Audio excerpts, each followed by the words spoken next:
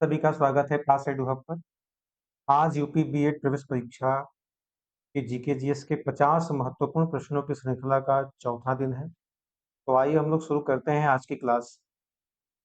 तो आज की क्लास का हमारा पहला प्रश्न है, 1920 के असहयोग आंदोलन के दौरान किस स्थान पर अवध किसान सभा का गठन किया गया था? 1920 के असहयोग आंदोलन के दौरान किस स्थान पर अवध किसान सभा का गठन किया गया था? सही है। तो ये आपका फैजाबाद में किया गया था। इसके नेतृत्व में बाबा रामचंद्र के नेतृत्व में। क्लियर? चलिए हम चलते हैं नेक्स्ट क्वेश्चन पे।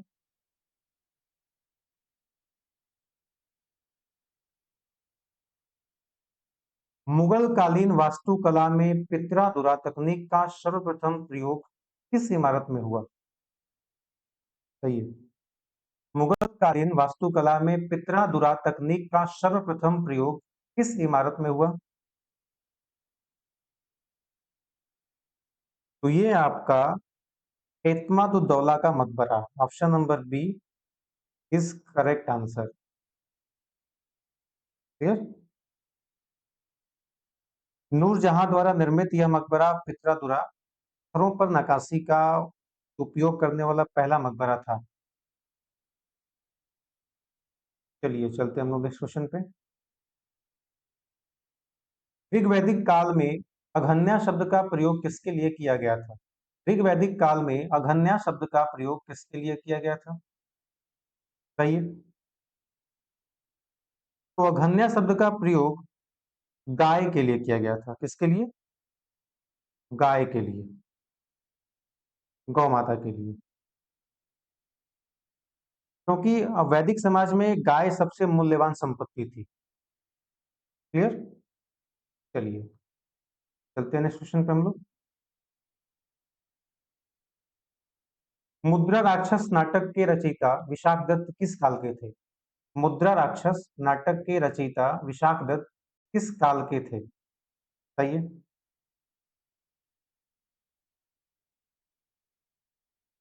तो ये थे आपके गुप्त काल के, ऑप्शन नंबर बी।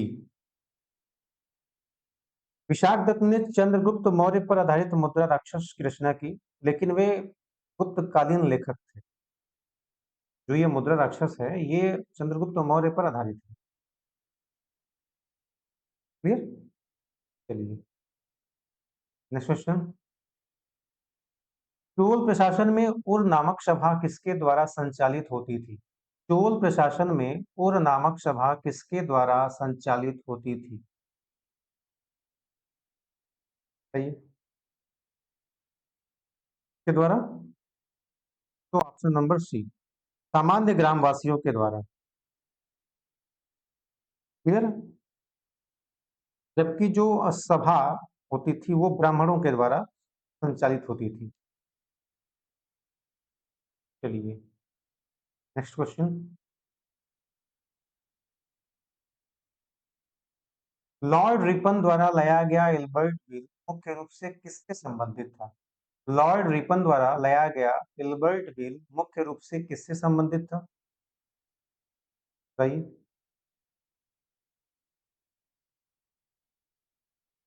तो ये आपका न्यायिक समानता से संबंधित था। एल्बर्ट बिल का उद्देश्य भारतीय न्यायाधीशों को यूरोपीय लोगों के मुकदमे सुनने का अधिकार देना था। क्लियर? चलिए नेक्स्ट क्वेश्चन। तत्वबोधिनी सभा की स्थापना देवेंद्रनाथ टैगोर ने कब की थी? तत्वबोधिनी सभा की स्थापना देवेंद्रनाथ टैगोर ने कब की थी? तो इस सभा की स्थापना देवेंद्रनाथ टैगोर के द्वारा 1839 में किया गया था। किया गया था 1839 में। चलिए नेक्स्ट क्वेश्चन।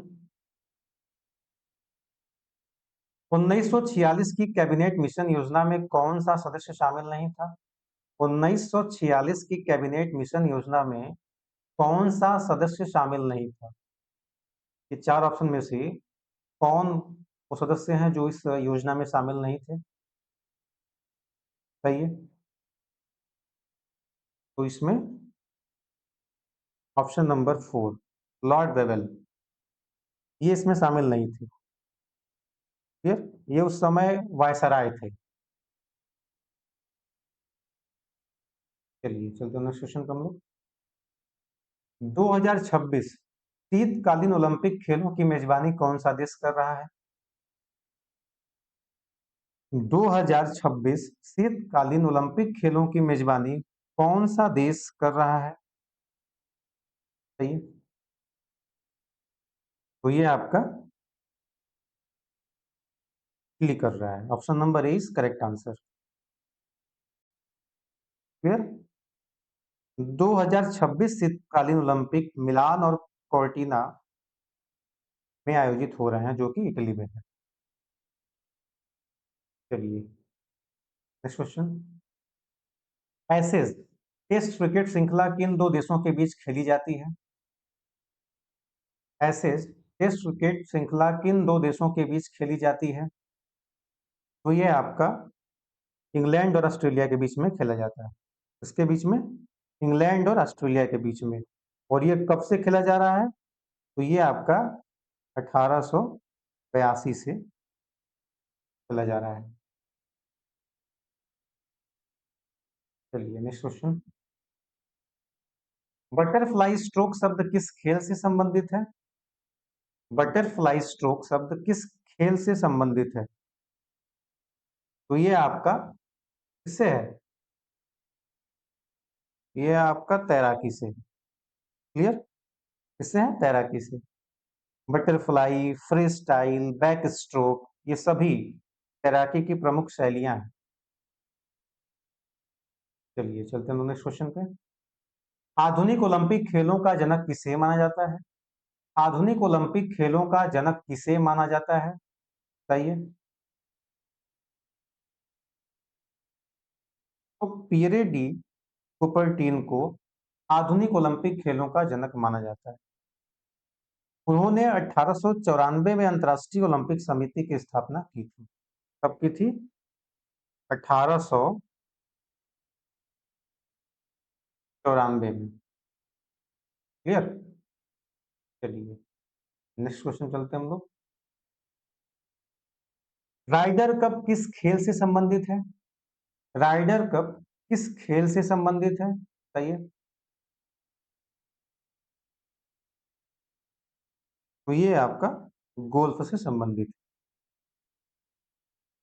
चलिए नेक्स्ट क्वेश्चन। भारतीय संविधान का 106वां संशोधन नारी शक्ति वंदन अधिनियम मुख्य रूप से किससे संबंधित है? भारतीय संविधान का 106वां संशोधन नारी शक्ति वंदन अधिनियम मुख्य रूप से किससे संबंधित है? सही है। तो ये आपका महिला आरक्षण से संबंधित है। किससे? महिला आरक्षण से। ठीक? चलिए नेक्स्ट क्वेश्चन। लोक लेखा समिति के अध्यक्ष की नियुक्ति कौन करता है? बताइए। लोक लेखा समिति के अध्यक्ष की नियुक्ति कौन करता है? तो ये लोकसभा अध्यक्ष करते हैं। कौन करता है? लोकसभा अध्यक्ष। और अध्यक्ष कौन बनता है? तो जो विपक्ष के नेता होते हैं उनकी नियुक्ति अध्यक्ष के रूप में की जाती है। क्लियर। इसकी नियुक्ति विपक्ष के नेता की।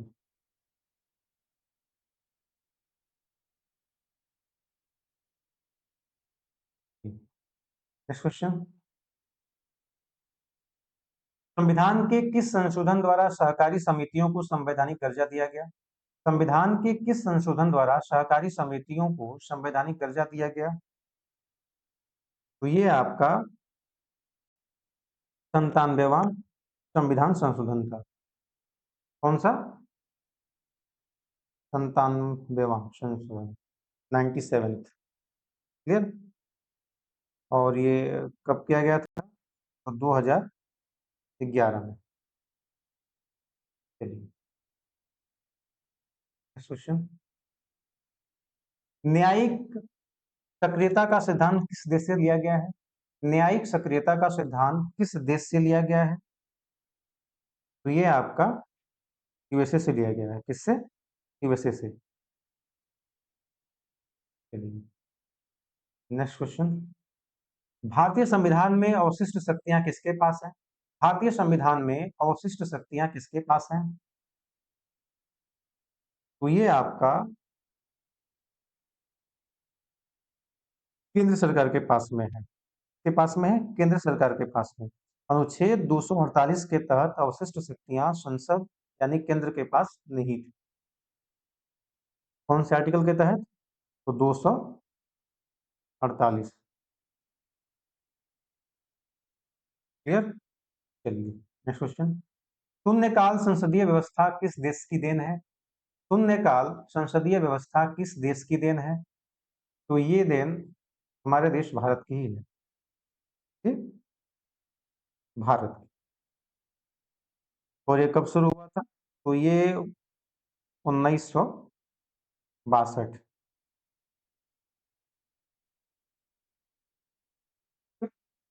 चलिए नेक्स्ट क्वेश्चन। दल बदल विरोधी कानून किस अनुसूची में शामिल है? दल बदल विरोधी कानून किस अनुसूची में शामिल है?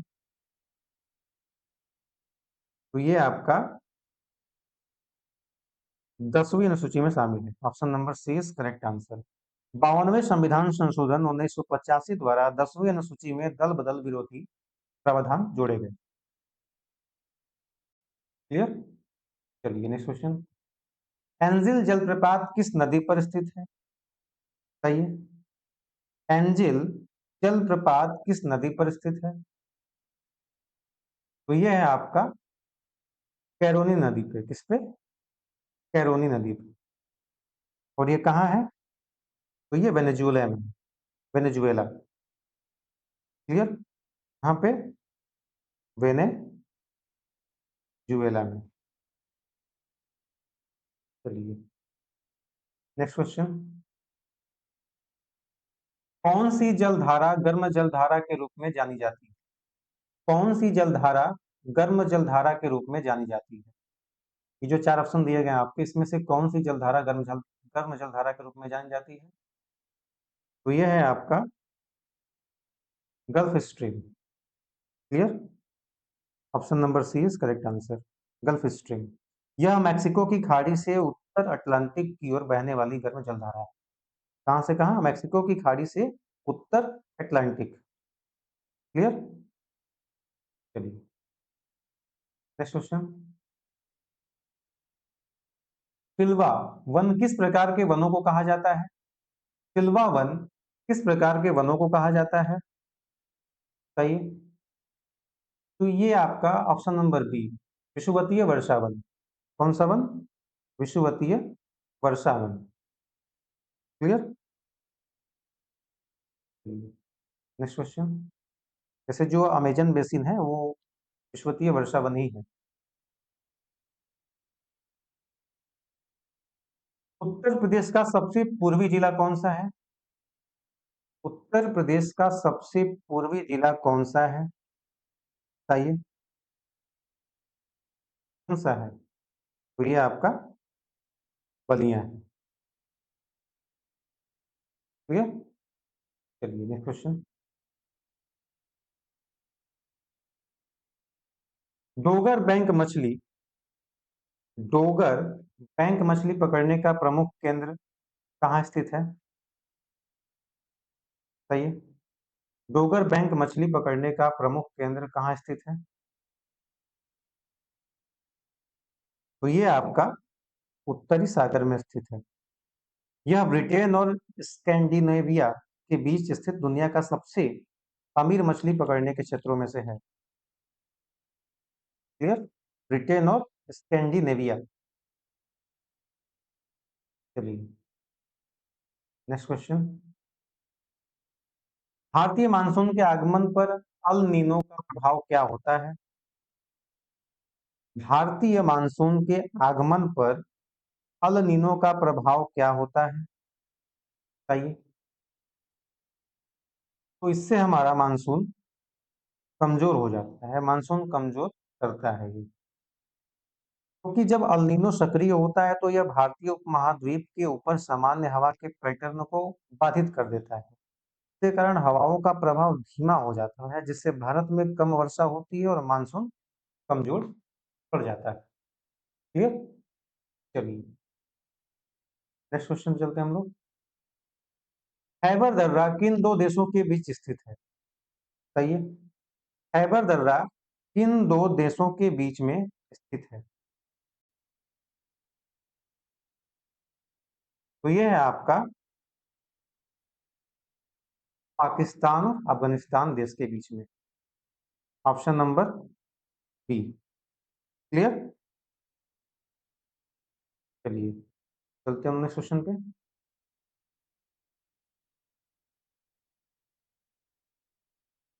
ग्रेट डिवाइडिंग रेंज किस महाद्वीप में स्थित है? ग्रेट डिवाइडिंग रेंज किस महाद्वीप में स्थित है, बताइए। तो ये आपका ऑस्ट्रेलिया में स्थित है। कहाँ पे? ऑस्ट्रेलिया में। क्लियर। चलिए नेक्स्ट क्वेश्चन। मानव शरीर में पिट्यूटरी ग्रंथि कहाँ स्थित है? मानव शरीर में पिट्यूटरी ग्रंथि कहाँ स्थित है? तो ये आपका कहाँ पे है? मस्तिष्क में है, माइंड में है। पिट्यूटरी ग्रंथि ग्रंथि को मास्टर ग्रंथि कहते हैं। पिट्यूटरी ग्रंथि को मास्टर ग्रंथि हम लोग कहते हैं। क्लियर।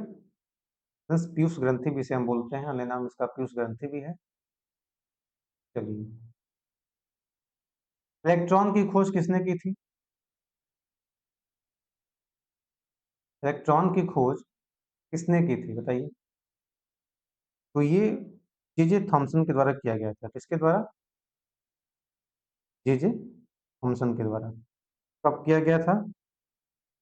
तो ये आपका 1897 में किया गया था। चलिए नेक्स्ट क्वेश्चन। प्रकाश का वेग सर्वाधिक किसमें होता है? प्रकाश का वेग सर्वाधिक किसमें होता है? तो ये आपका किसमें होगा? निर्वात में होगा, क्योंकि प्रकाश को कोई माध्यम की आवश्यकता नहीं होती है।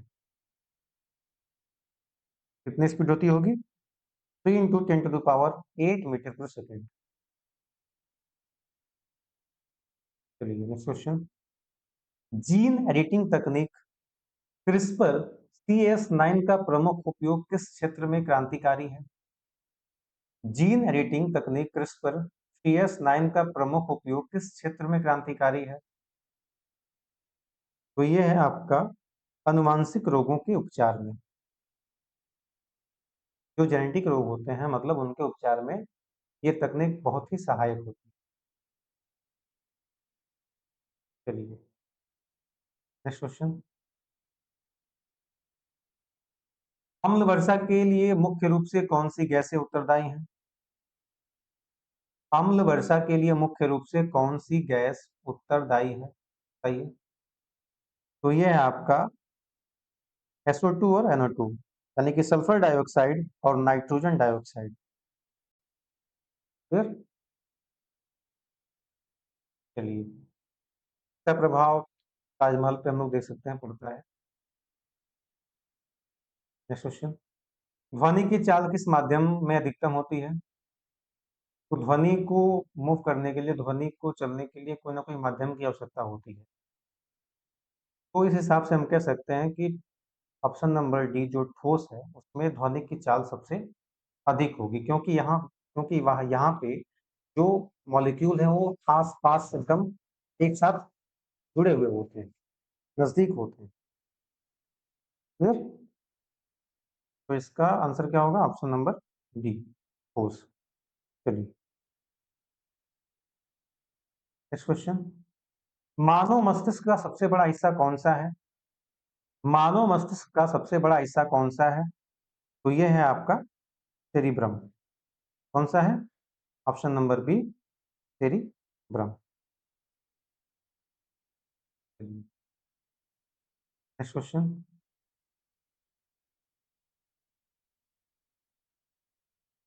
स्टेनलेस स्टील किन धातुओं का मिश्रण है? स्टेनलेस स्टील किन धातुओं का मिश्रण है, बताइए। तो ये है आपका लोहा, निकेल और क्रोमियम का। क्लियर? लोहा, निकेल और क्रोमियम। चलिए नेक्स्ट क्वेश्चन। उत्तर प्रदेश का प्रसिद्ध लोक नृत्य चरकुला किस क्षेत्र से संबंधित है? उत्तर प्रदेश का प्रसिद्ध लोक नृत्य चरकुला किस क्षेत्र से संबंधित है, बताइए। तो ये आपका ब्रज क्षेत्र से संबंधित है। Option number C is correct. Charkula नृत्य में महिलाएं सिर पर 108 दीपों का रथ रखकर नृत्य करती हैं। कितने द्वीपों का? 108 द्वीपों का। चलिए नेक्स्ट क्वेश्चन। बिरहा लोक संगीत शैली किस राज्य की प्रमुख विशेषता है? बिरहा लोक संगीत शैली किस राज्य की प्रमुख विशेषता है? तो ये आपका उत्तर प्रदेश राज्य का। हाँ, उत्तर प्रदेश का। और ये मुख्य रूप से पूर्वांचल और बिहार के क्षेत्रों में गाया जाने वाला एक लोक संगीत है। चलिए नेक्स्ट क्वेश्चन। तबला वादक लच्छू महाराज का संबंध किस घराने से है? तबला वादक लच्छू महाराज का संबंध किस घराने से है, बताइए। तो ये है आपका बनारस घराने से। क्लियर? क्वेश्चन। उत्तर प्रदेश के किस उत्पाद को हाल ही में जीआई टैग मिला है जो अपनी ढोलक कला के लिए प्रसिद्ध? उत्तर प्रदेश के किस उत्पाद को हाल ही में जीआई टैग मिला है जो अपनी ढोलक कला के लिए प्रसिद्ध, बताइए। तो ये है आपका अमरोहा ढोलक। तो चलिए नेक्स्ट क्वेश्चन। उत्तर प्रदेश में कंपिल मेला किस समुदाय से संबंधित है? उत्तर प्रदेश में कंपिल मेला किस समुदाय से संबंधित है, बताइए। तो ये आपका जैन समुदाय से संबंधित है। और ये कहाँ पे लगता है? तो ये आपका फर्रुखाबाद में। कहाँ पे? फर्रुखाबाद में। क्लियर? चलिए नेक्स्ट क्वेश्चन। बधाई क्या है? बधाई क्या है, बताइए। तो ये बुंदेलखंड का एक लोक नृत्य है। जब उस समय जो फसलों की कटाई होती है तो उस समय ये किया जाता है। तो option number A is correct. Clear? Option number A is correct. चलिए नेक्स्ट क्वेश्चन। उत्तर प्रदेश का सर्वाधिक प्राचीन संग्रहालय कहाँ स्थित है? उत्तर प्रदेश का सर्वाधिक प्राचीन संग्रहालय कहाँ स्थित है? तो ये आपका लखनऊ में स्थित है। क्लियर? चलिए नेक्स्ट क्वेश्चन। नटवरी नृत्य किस क्षेत्र में प्रचलित है? नटवरी नृत्य किस क्षेत्र में प्रचलित है, बताइए। तो ये आपका पूर्वांचल क्षेत्र में फेमस है। यहाँ के अहीरों के द्वारा ये नृत्य किया जाता है, यादवों के द्वारा। ठीक। चलिए नेक्स्ट क्वेश्चन। उत्तर मध्य क्षेत्र सांस्कृतिक केंद्र कहाँ स्थित है? उत्तर मध्य क्षेत्र सांस्कृतिक केंद्र कहाँ स्थित है? तो ये है आपका प्रयागराज में। कहाँ पे? प्रयागराज में। चलिए नेक्स्ट क्वेश्चन। वर्ष 2025 में G20 शिखर सम्मेलन की मेजबानी किस देश ने की? वर्ष 2025 में G20 शिखर सम्मेलन की मेजबानी किस देश ने की है? तो किसने किया है, बताइए। तो ये दक्षिण अफ्रीका के द्वारा किया गया था। किसके द्वारा? दक्षिण अफ्रीका के द्वारा। क्लियर? Next question. में उस समय कहा जाता 2023 में भारत के द्वारा 2024 में ब्राजील के द्वारा, 2025 में दक्षिण अफ्रीका के द्वारा और 2026 में अमेरिका करेगी। नेक्स्ट क्वेश्चन, गगनयान मिशन का सफल प्रक्षेपण किस रॉकेट द्वारा किया गया है? सही है। गगनयान का सफल प्रक्षेपण किस रॉकेट के द्वारा किया गया है? तो ये आपका LV-M3-M4 के द्वारा किया गया है। Option number A is correct answer. कौन सा? LV-M3-M4 के द्वारा किया गया है। चलिए नेक्स्ट क्वेश्चन, हाल ही में चर्चा में रहा AI एक्ट किस प्रमुख संगठन द्वारा पारित किया गया है? सही है। हाल ही में चर्चा में रहा AI एक्ट किस प्रमुख संगठन द्वारा पारित किया गया है? तो ये आपका यूरोपीय यूनियन के द्वारा पारित किया गया है। किसके द्वारा? यूरोपीय संघ के द्वारा। क्लियर? क्वेश्चन, भारत की पहले वंदे भारत मेट्रो ट्रेन का संचालन कहां से शुरू हुआ? सही है। भारत की पहली वंदे भारत मेट्रो ट्रेन का संचालन कहां से शुरू हुआ? तो ये आपका अहमदाबाद से शुरू हुआ। कहां से कहां के लिए चलाया गया था? तो भुज से लेके अहमदाबाद के बीच में। कब? 16 सितंबर 2024 को। क्लियर? चलिए नेक्स्ट क्वेश्चन, वर्ष 2026 का विश्व हिंदी सम्मेलन किस देश में आयोजित हुआ है? वर्ष 2026 का विश्व हिंदी सम्मेलन किस देश में आयोजित हुआ है? तो ये आपका मॉरिशस में हुआ है। कहाँ पे हुआ है? मॉरिशस में हुआ। इससे पहले जो 12th कॉन्फ्रेंस था 2023 वाला, वो कहाँ हुआ था? तो वो आपका फीजी में हुआ था। क्लियर? चलिए, तो इस प्रकार हमारा आज का जो 50 क्वेश्चन है पूरा हुआ। आपका पेपर बहुत ही नजदीक है, तो आप लोग अपना रिवीजन करते रहिए और जो हमारे द्वारा जो प्रैक्टिस सेट चलाए जा रहे हैं उसमें आप क्वेश्चंस लगा सकते हैं। एक बार देख सकते हैं कितना स्कोर आ रहा है। तो स्कोर आप कमेंट में भी बता सकते हैं अपना। बाकी चीज़ों को रिवीजन करते रहिए क्योंकि एग्जाम नज़दीक है और आपको अच्छे रैंक लाने हैं। गवर्नमेंट कॉलेज के लिए कम से कम आपका रैंक अच्छा ही होना चाहिए। मिनिमम कहा जाए, मिनिमम तो अप्रोक्सीमेट 10-15 हज़ार के आसपास अगर आप लाते हैं रैंक, तो जनरली आप गवर्नमेंट कॉलेज प्राप्त कर लेंगे। फिर भी आप अपने हिसाब से बेहतर लाने का प्रयास कीजिए, जितना अच्छा हो सके उतना ट्राई करिए। बाकी पास एंड वर्क आपकी सफलता में हमेशा आपके साथ है। आप सभी लोगों का एक बार फिर से धन्यवाद।